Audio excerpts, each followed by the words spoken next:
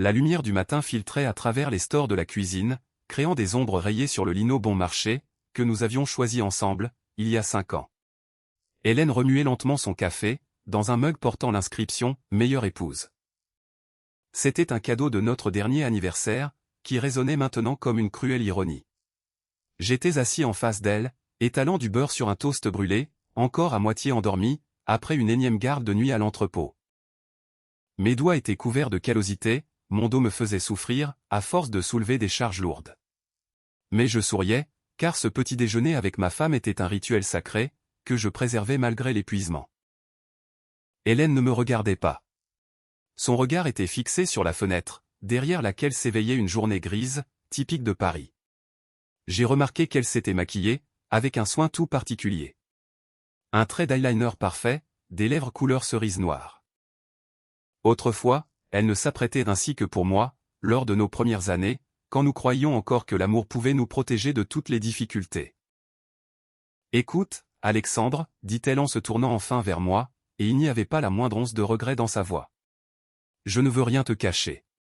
Hier, je suis resté tard au travail, et j'ai couché avec Antoine.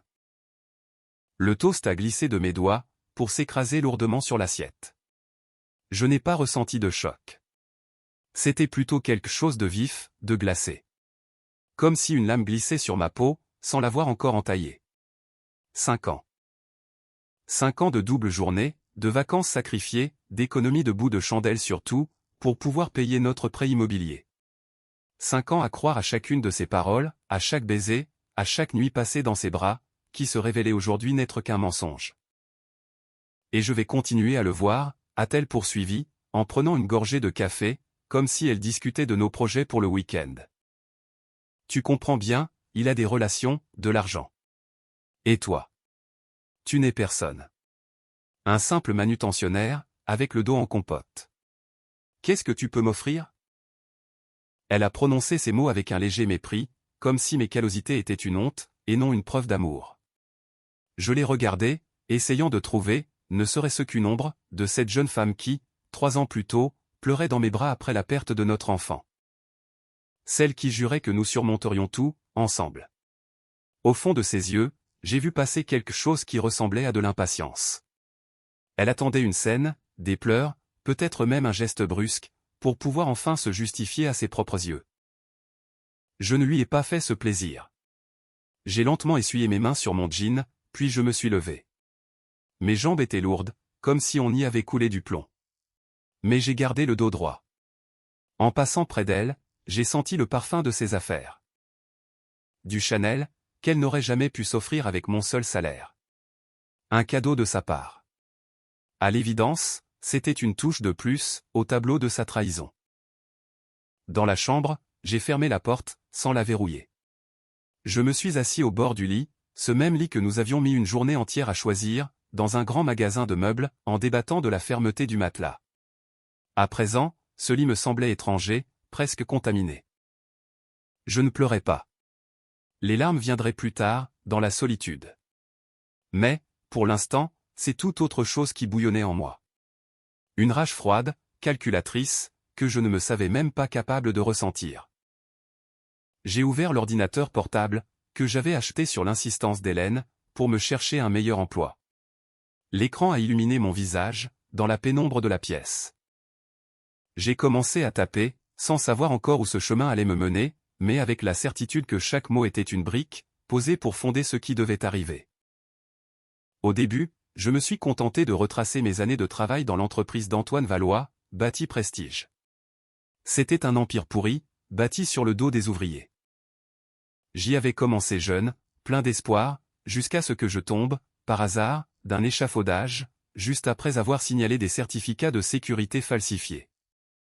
Un traumatisme à la colonne vertébrale, une indemnisation que je n'ai jamais touchée en totalité, et l'obligation de me tourner vers des emplois mal payés. À l'époque, Hélène m'avait soutenu, ou du moins, c'est ce que je croyais. Maintenant, je comprenais qu'elle me voyait déjà comme un fardeau, comme un inconvénient temporaire. J'ai ouvert d'anciens dossiers sur l'ordinateur. Des photos prises en cachette, des documents que j'avais copiés, par simple paranoïa, après mon licenciement. À l'époque, je pensais me protéger, garder une assurance, au cas où Valois déciderait de m'achever complètement. Je réalisais maintenant que c'était en fait un pressentiment. Des pas ont résonné de l'autre côté du mur. Hélène se préparait pour aller travailler. Elle n'a même pas frappé, n'a pas cherché à s'expliquer. Elle a simplement claqué la porte d'entrée, laissant derrière elle un grand vide, et l'odeur de son parfum étranger, flottait dans l'appartement. J'ai continué à taper, créant un fichier intitulé « Vérité.doc ». J'y ai tout versé, mes souvenirs, des noms, des dates. Je savais où Valois gardait sa double comptabilité. Je savais quel fonctionnaire touchait des pots de vin, pour des appels d'offres truqués. Je le savais, car j'avais fait partie de ce système, jusqu'au jour où j'avais osé poser les questions qui dérangent. Mais j'ai découvert le plus important un peu plus tard, quand Hélène est rentrée à 3 heures du matin, me croyant endormie. Elle s'était déshabillée dans la salle de bain, pour ne pas me réveiller. Mais je restais allongé, les yeux grands ouverts, fixant le plafond. Elle a chuchoté au téléphone. Tout se passe comme prévu. Il ne se doute de rien. S'il commence à fouiner, on lui glissera des documents à signer, et il deviendra complice, sans même s'en apercevoir. Sur le coup, je n'avais pas tout compris. Mais maintenant, assis devant mon écran, je reliais les faits. Elle préparait cela depuis longtemps. Ma femme, mon bourreau, me préparait la corde au cou, pendant que je lui préparais ses petits déjeuners, en croyant à notre avenir. J'ai fermé les yeux, et j'ai pris une grande inspiration. Quand je les ai rouverts, c'est un autre homme qui me fixait, dans le miroir de l'armoire. Un homme qui connaissait le prix de la trahison, et qui ne croyait plus au pardon. J'ai sauvegardé le fichier, et j'en ai créé un autre, dossier.doc. L'heure était venue de récolter ce qui avait été semé. Que Hélène me croie brisé. Que Valois me prenne pour un ancien ouvrier minable. Qu'ils savourent tous les deux leur victoire. Ils ignoraient que le silence n'était pas une capitulation. C'était un rassemblement de forces, juste avant la frappe. Et je savais déjà où frapper, pour que chacun ait la part qu'il mérite. 2 semaines se sont écoulées depuis ce matin-là, où mon monde s'est effondré, autour d'une tasse de café. Hélène a pris mon silence, pour un signe de soumission. Elle a même cessé de faire semblant, pour cacher ses rendez-vous professionnels. Son téléphone restait bien en vue, sur la table de la cuisine. L'écran s'illuminait constamment, affichant des messages de AV, des cœurs, des propositions de dîner dans des restaurants, où le prix d'un seul plat équivalait à ma paie de la semaine. Elle riait, quand elle pensait que je ne l'entendais pas. Ce rire clair, mais faux, qui autrefois me semblait être une mélodie. Je n'ai posé aucune question, je n'ai pas fouillé son sac, et je n'ai pas suivi sa voiture. Au lieu de cela, j'ai annoncé avoir trouvé un second emploi. Des gardes de nuit dans une société de sécurité, soi-disant pour arrondir les fins de mois. Hélène ne m'a même pas demandé de détails. Elle a juste lâché, tu as enfin compris qu'il fallait faire des efforts. Elle ignorait que mes nuits se passaient dans un tout autre endroit. À 18 heures, j'enfilais une vieille veste portant le logo de « Ville propre », un uniforme d'agent d'entretien, que j'avais obtenu grâce à un ancien collègue. À 19 heures, j'entrais dans le centre d'affaires de la « Tour Prestige », où se trouvait le siège de « Bâti Prestige », armé d'un balai et d'un chariot poubelle. Mon badge était authentique, mais mon nom était faux. Personne ne prêtait attention à l'agent d'entretien, qui lavait silencieusement le sol, devant la porte du bureau de la direction. Antoine Valois travaillait tard. À travers les cloisons fines et les portes entr'ouvertes, j'entendais sa voix, arrogante, forte, pleine d'autorité. Il discutait de montage financier avec des partenaires, dictait les montants de contrats douteux, et rabaissait sa secrétaire, qui d'ailleurs, le regardait avec admiration. J'enregistrais tout sur un dictaphone, caché dans ma poche. Et chaque nuit, je retranscrivais tout dans un carnet, que je gardais dans une consigne à la gare. Mais les enregistrements n'étaient qu'un début. Hélène, convaincue de mon aveuglement, était devenue négligente. Son badge d'accès au bureau traînait dans son sac, qu'elle laissait dans l'entrée. J'en ai fait une empreinte en 5 minutes, pendant qu'elle prenait un bain moussant, en buvant du champagne, un cadeau de son amant. Cette copie m'ouvrait les portes, lorsque Valois était absent. Je travaillais vite et avec méthode. Je photographiais les écrans d'ordinateur, copiais des fichiers sur une clé USB, et j'épluchais les archives. Valois tenait sa double comptabilité, avec une stupidité presque raffinée. Toutes les données étaient stockées dans un dossier nommé « Photos perso vacances 2019 », protégé par le mot de passe, 4. J'ai trouvé des factures de sociétés offshore, signées de sa main, des listes de fonctionnaires avec les montants des pots de vin, et des photos de chantier, où des matériaux défectueux avaient été utilisés. Le tout était soigneusement accompagné de dates et d'adresses. Une nuit, en fouillant dans une armoire à dossiers, je suis tombé sur bien plus gros que prévu. Un classeur marqué « Assurance » ne contenait aucune police d'assurance. Il renfermait des contrats avec des organisations criminelles, pour régler des problèmes locaux. J'y ai vu des noms, des dates, des sommes, et des photos de Valois posant avec des hommes, que j'avais déjà vus aux informations. C'étaient des délinquants, purgeant des peines de prison pour extorsion. Il n'était pas seulement un escroc en col blanc. Il était lié à ce monde, que j'avais fui toute ma vie. Mes mains tremblaient, au moment de refermer le placard. Cela dépassait de loin la simple vengeance d'un mari trompé. C'était devenu dangereux. Mais je ne pouvais plus m'arrêter. J'en savais trop, j'avais vu trop de choses, et les mots d'Hélène s'étaient gravés trop profondément dans mon âme, tu n'es personne. J'ai élargi mon réseau. J'ai rencontré Michel, un ancien chef de chantier, que Valois avait brisé financièrement, après qu'il ait tenté de saisir l'inspection du travail. Michel buvait une bière bon marché, dans un petit bar de banlieue, et il pleurait en racontant comment son collègue avait perdu la vie sur un chantier, à cause des systèmes de sécurité désactivés. J'ai enregistré son témoignage. Ensuite, j'ai retrouvé la comptable de Valois, une femme au visage creusé par la fatigue. Elle n'a accepté de parler que contre de l'argent, pour payer les soins médicaux de son fils. Je lui ai versé mes toutes dernières économies. Celles-là même que je mettais de côté, pour acheter une voiture à Hélène.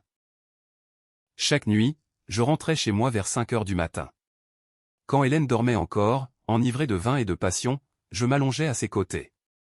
J'écoutais sa respiration, en pensant à la facilité avec laquelle elle s'endormait, après m'avoir trahi.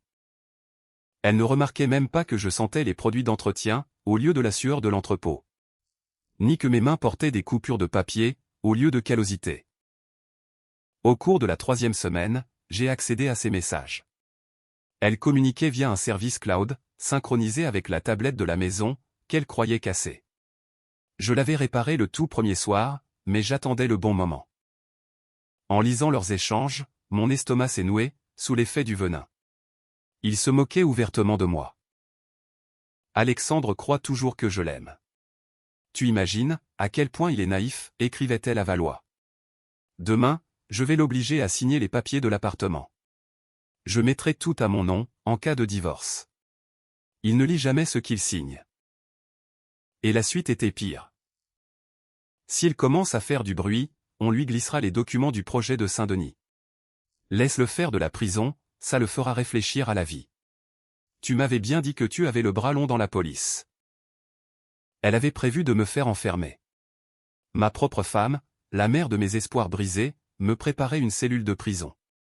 Elle faisait cela avec le même calcul, et la même froideur, que si elle préparait le dîner.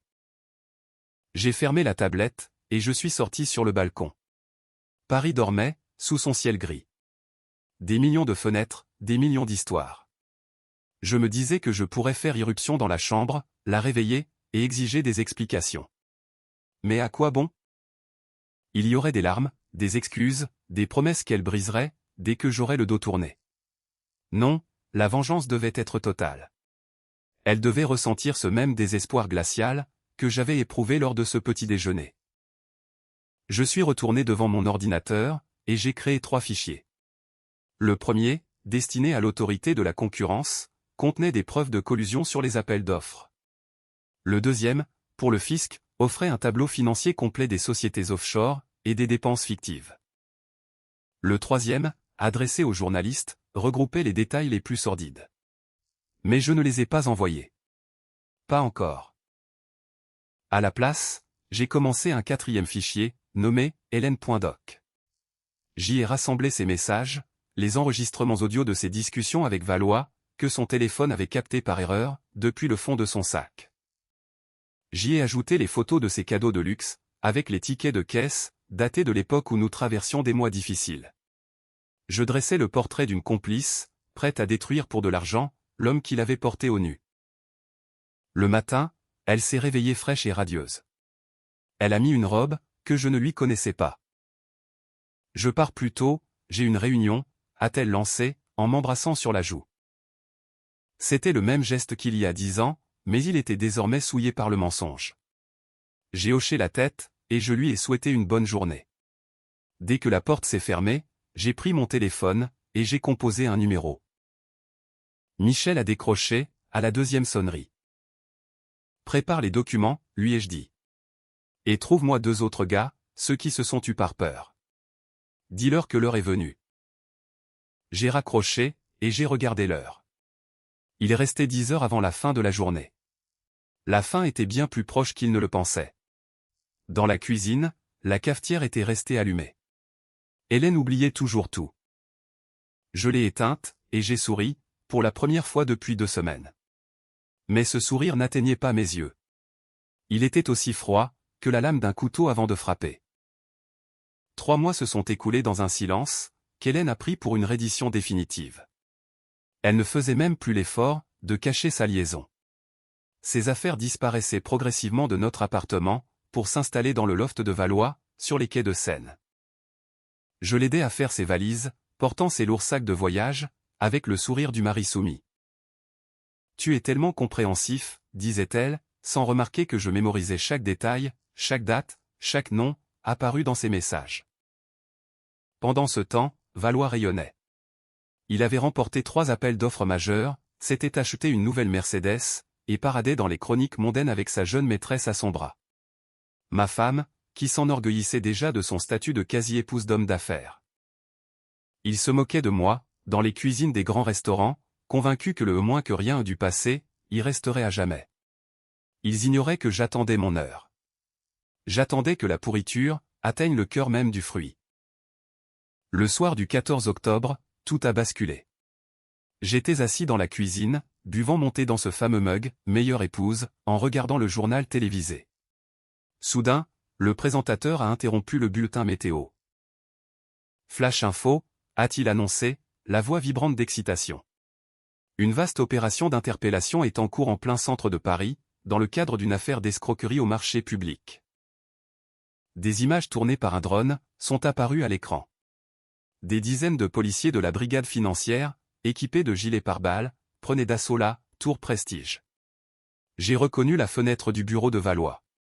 Elle était brisée, et les rideaux flottaient au vent. Puis, on a vu Antoine lui-même. Le visage cramoisi de colère, les mains menottées, son costume Armani froissé, après avoir été plaqué au sol. À côté de lui, son directeur financier, puis 3 fonctionnaires du département de l'urbanisme. Tous étaient pris au piège de la procédure. Hélène est rentrée à la maison, à 11 heures du soir. Je l'ai entendue frapper contre la porte, faire tomber ses clés, haletante, en larmes et terrifiée. Lorsqu'elle a fait irruption dans l'appartement, son maquillage parfait avait coulé. Sa robe de créateur était froissée, comme si elle s'était battue avec. « C'est toi qui as fait ça » a-t-elle murmuré, s'adossant à la porte, comme si elle allait s'effondrer sans ce soutien. J'étais assis dans le même fauteuil, finissant tranquillement mon thé. Sur la table reposait un dossier marron. C'était celui-là même, qui avait passé 3 mois, dans la consigne de la gare. « Assieds-toi » lui ai-je dit, en désignant la chaise en face de moi. « Il faut qu'on discute. » Elle s'est approchée en titubant, et s'est laissée tomber sur le siège. Ses yeux étaient rouges, ses mains tremblaient. « Ils ont tout pris » a-t-elle dit d'une voix rauque. « Les comptes sont gelés, l'appartement a été saisi. Il a dit que c'était de ma faute, que c'est moi qui l'avais piégé. » J'ai ouvert le dossier en silence, et j'en ai sorti une pile de feuilles imprimées. La première page était sa conversation avec Valois, datant d'1 mois avant ses aveux au petit déjeuner. J'ai lu à voix haute, savourant la façon dont son visage blêmissait un peu plus, à chaque mot prononcé. « Je vais l'obliger à signer une procuration pour l'appartement », ai-je cité. « S'il commence à fouiner, on lui glissera les documents de Saint-Denis, laisse-le faire un peu de prison. » J'ai tourné la page. Il est tellement crédule, il ne vérifie même pas où nous investissons l'argent.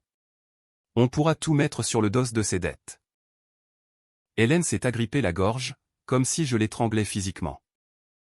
Ce n'est pas ce que tu crois, balbutia-t-elle. J'y ai été obligé. C'est lui qui me forçait. Je ne l'écoutais pas. J'ai sorti le document suivant. C'était l'enregistrement audio, réalisé le soir où elle me croyait à l'entrepôt. Sa voix y était joyeuse, légère. Tu imagines, il croit encore que je l'aime. Demain, je lui fais signer les papiers de l'appartement, et après, on ne sera plus très loin du divorce. La moitié de ce que tu possèdes est à moi, mon amour. J'ai coupé l'enregistrement. Un silence de mort est tombé sur la cuisine, seulement troublé par sa respiration saccadée. Je n'ai encore rien envoyé, lui ai-je dit, en refermant doucement le dossier. Pour l'instant. Elle a levé les yeux vers moi, et j'y ai vu exactement ce que je cherchais. Ce n'était pas de la peur, car la peur, elle la ressentait déjà. J'y ai vu une prise de conscience. Elle comprenait enfin que le moins que rien qu'elle méprisait tant, tenait désormais son avenir entre ses mains. « Qu'est-ce que tu veux » a-t-elle chuchoté. « De l'argent ? Je n'ai plus rien. Valois à tout prix. Je peux revenir. On pourrait tout recommencer à zéro. Je vais tout réparer. » J'ai éclaté de rire. C'était un rire court, sans aucune joie, comme le son d'un verre qui se brise. « Tu ne comprends pas. » Je me suis levé, et je me suis approché de la fenêtre. Paris brillait derrière la vitre. Des millions de fenêtres, des millions de vies. Je ne veux pas d'argent. Je ne veux pas que tu reviennes. Je veux que tu vives. Je me suis tourné vers elle. Mon visage, reflété dans la vitre sombre, me semblait étranger, beaucoup trop calme, beaucoup trop froid. Je veux que tu vives avec ça en tête. Je veux que chaque matin, en te réveillant, tu saches que je peux envoyer ces documents à la police. Que chaque fois que tu croiseras une voiture de patrouille, tu te dises « Est-ce qu'ils viennent pour moi ?» Que chaque fois que tu recevras une lettre, tu trembles de peur d'y trouver une convocation au tribunal. Complicité d'escroquerie, participation à la préparation d'une dénonciation calomnieuse. C'est jusqu'à 5 ans de prison. Je suis retourné vers la table, et j'ai posé la main sur le dossier. Valois ira en prison. Ses relations ne lui seront d'aucun secours. J'ai transmis les preuves non seulement à la police financière, mais aussi à ceux qu'il n'a pas pu acheter. Son nom va devenir le synonyme même de la corruption. Mais toi, tu seras libre. Libre de te promener dans ces rues, libre de te chercher un nouveau protecteur, et libre de me haïr. Je me suis penché vers elle, de si près que j'ai pu sentir son parfum, ce même Chanel, mais qui avait maintenant une odeur d'amertume. Mais retiens bien une chose, chaque instant de ta liberté est une faveur que je t'accorde. Et cette faveur prendra fin, si jamais tu oses t'approcher de moi, ou de mes proches. Non pas parce que j'ai peur, mais parce que j'en ai le pouvoir. Et ça, tu le sais très bien. Je me suis redressé, et je me suis dirigé vers la porte. Elle restait assise, immobile, telle une statue de cire, fixant le dossier comme s'il s'agissait d'une bombe à retardement. « Alexandre » a-t-elle murmuré, alors que j'avais déjà la main sur la poignée. « Est-ce que tu me détestes ?» Je me suis arrêté, sans me retourner. « Non » lui ai-je répondu avec honnêteté. La haine exige des sentiments. Mais toi, tu as cessé d'exister pour moi le jour où tu m'as traité de moins que rien. C'est simplement une question de justice. Je suis sorti, et j'ai fermé la porte. Dans l'entrée, il y avait sa dernière valise. Elle n'avait pas eu le temps de la récupérer. Je l'ai contournée, j'ai descendu les escaliers, et je suis sorti dans la rue. L'automne sentait la fumée et la pluie. Je suis passé devant la Tour Prestige, ses bureaux haut de gamme, désormais sous-scellés et couverts de honte. Je suis passé devant le restaurant où il s'était moqué de moi, puis devant la banque, où je percevais autrefois un salaire qui ne suffisait jamais. Je n'éprouvais aucun sentiment de triomphe. Juste un grand vide, que rien ne pourrait combler, en tout cas, pas pour l'instant. Mais dans ce vide, il y avait enfin de la place pour la paix. La paix de se réveiller le lendemain, sans craindre que la femme que l'on aime, ne nous prépare une cellule de prison. Mon téléphone s'est mis à sonner. C'était Michel. Valois est transféré en détention provisoire. Les journalistes publient déjà les révélations. Tu as regardé les infos? Non, ai-je répondu, et je ne le ferai pas. J'ai éteint mon téléphone, et je me suis dirigé vers le métro. Dans ma poche, je gardais une copie du dossier. J'avais laissé l'original dans le coffre d'un notaire, avec pour instruction de l'ouvrir en cas de décès. C'était désormais mon bouclier, et mon épée. Mais j'espérais sincèrement ne plus jamais avoir à m'en servir. Dans la station, j'ai acheté un café au distributeur, et je me suis assis sur un banc. En face de moi, une affiche publicitaire montrait une famille heureuse, faisant la promotion d'un appartement neuf et d'un prêt à taux réduit. Je l'ai regardé, jusqu'à l'arrivée de la rame. La vengeance était accomplie. La vie continuait. Mais cette fois-ci, elle se jouerait selon mes propres règles. Et vous, que pensez-vous de cette histoire? Dites-nous dans les commentaires ce que vous auriez fait, à la place du personnage principal. Auriez-vous pardonné, ou vous seriez-vous vengé? Peut-être auriez-vous agi de manière encore plus radicale? Si cette histoire vous a captivé, n'hésitez pas à laisser un j'aime et à vous abonner à la chaîne, pour ne manquer aucun de nos prochains récits passionnants sur la trahison, la justice, et les rebondissements inattendus du destin. À très bientôt dans la prochaine vidéo.